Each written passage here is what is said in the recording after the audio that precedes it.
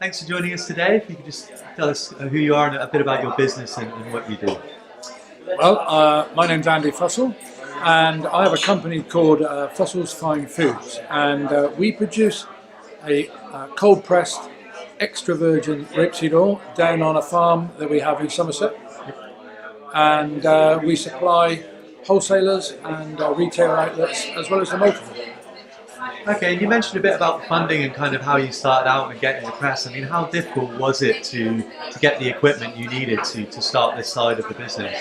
Well, originally, I found that the best thing, I thought the best thing for us to do was to go after a grant.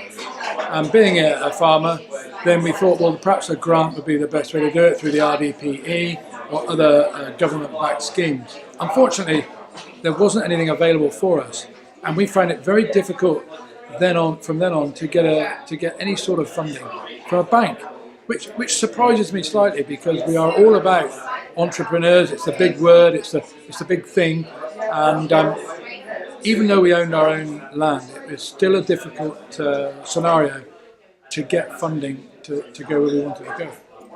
Okay, and what was the solution in the end? I mean, how were you able to kind of scale up and get the money for the equipment you needed?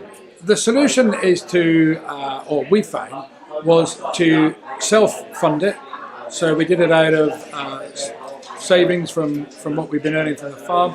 We did it from within the business, so we made sure that people paid us on time and that we didn't have to pay before they'd paid us.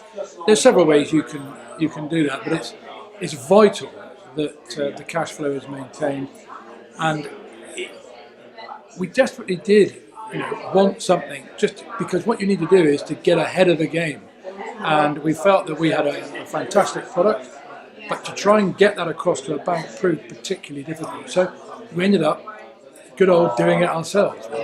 I mean, just to pick up that point on cash flow, I mean, are there any quick tips you can provide on things that you've done with your suppliers or people you're supplying to just improve those payment terms and free up cash that way?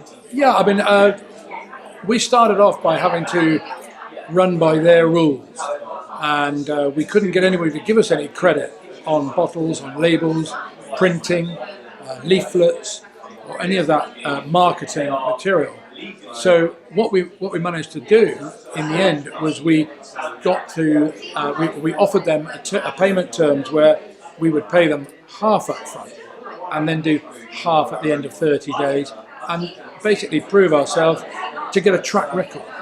That was and get some longevity going, and then they trust you, and then you can extend it to 30 days. And some of them now we even pay end of month following, which matches what we do or how we get paid with our suppliers. Because at most suppliers, a multiple will only pay you 60 days if you're doing well, probably even 90 days. So we found that we laid rules down to the people we supplied, and perhaps if they could pay us 30% up front, and then we'd pay them the other 70%, or they'd pay us the other 70% at the end of 30 days. So, and they will listen.